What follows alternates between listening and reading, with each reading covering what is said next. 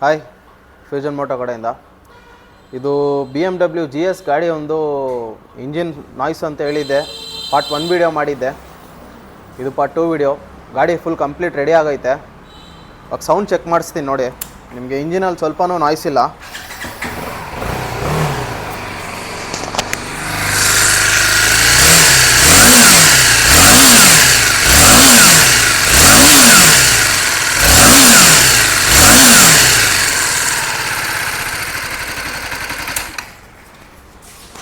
ಇದೇ ಥರ ಮಾಹಿತಿ ಕೊಡ್ತಾ ಇರ್ತೀವಿ.